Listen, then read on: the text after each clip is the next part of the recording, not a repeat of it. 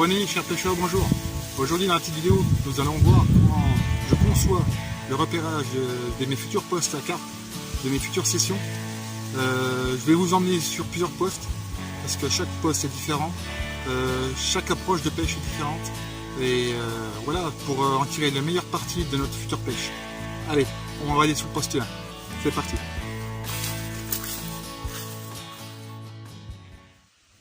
Voilà, nous sommes arrivés sur le poste 1.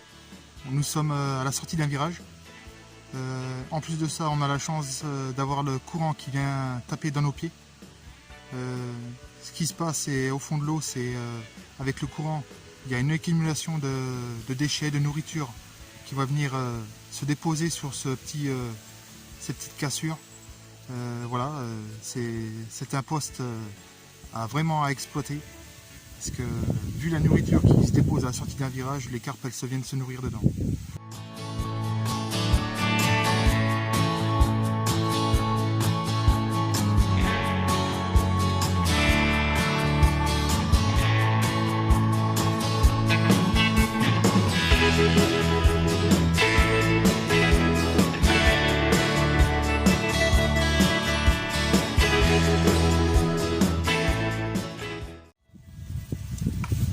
Nous avons un poste très propre, c'est que du gravier. Pour moi, c'est une pêche qui est impeccable pour la pêche de la carpe, parce que la carpe elle se nourrit sur le gravier, mais pas sur la base. Et pour pêcher précisément, moi mon point de repère, ce sera le poteau rouge. Pour ce poste-là, c'est rien de compliqué. C'est le poteau rouge, derrière, et c'est fini. Allez, on va aller au poste 2.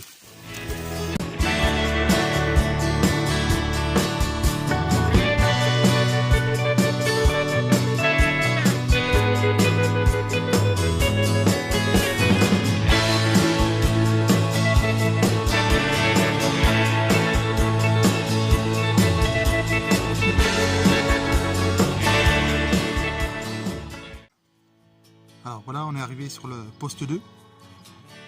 C'est un poste typique parce qu'il y a une petite sortie. Il y a un canal qui vient rejoindre la rivière. Et le but premier d'exploiter ce poste, ça sera d'exploiter la petite île qui est là. Tout le derrière. Et même en remontant sous les buissons, c'est très bon. Alors voilà, je suis venu gratter le fond à la pointe de l'île là. Là, il n'y a pas de souci, c'est tout sableux. C'est un très bon poste.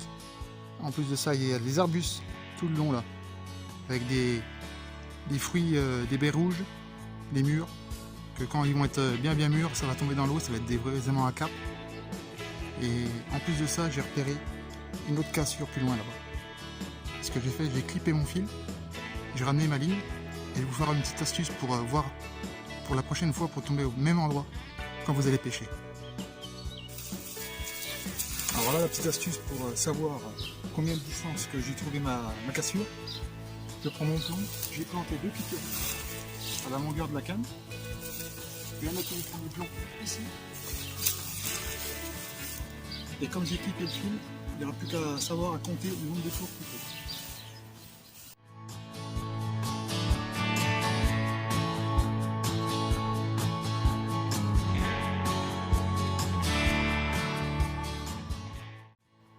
Voilà, je suis arrivé au bout de mon clip.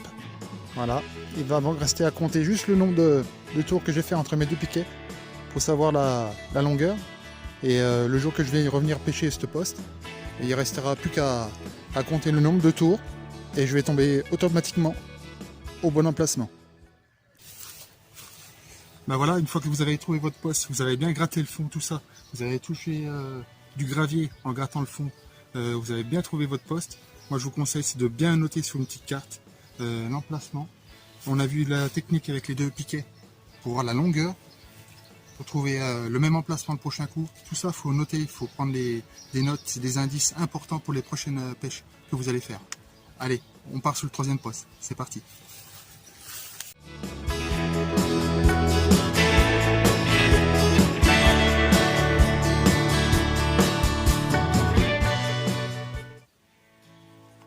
Bon voilà, on est arrivé sur le poste 3. Changement de décor total, c'est une portion de canal. Et en été, bien souvent, il y a beaucoup d'herbiers, beaucoup d'herbes, c'est très dur à pêcher. Et là, il faudra trouver la petite faille des carpes en bordure, en extrême bordure, pour essayer de les déjouer.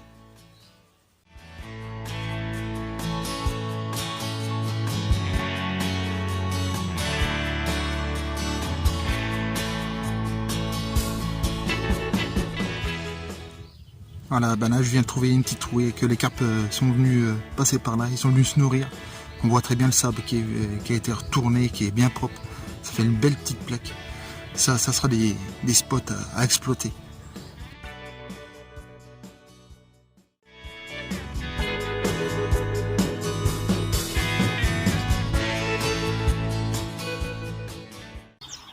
Voilà, chers amis, nous avons vu tous ensemble comment repérer des postes à carpes. J'espère que cette petite vidéo vous a plu. Comme vous avez vu le long de cette vidéo, l'observation c'est très important pour retrouver la faille des carpes, que ça soit sortie de virage, la trouée dans les herbiers, dans un canal envahi d'herbe. Tous les petits détails c'est très important pour la suite de votre pêche. Tout ça faut très bien noter et au bout d'un moment vous allez voir, vos résultats vont augmenter en flèche. Moi je vous dis à très bientôt chers abonnés. Sur ce, ciao et bonne pêche.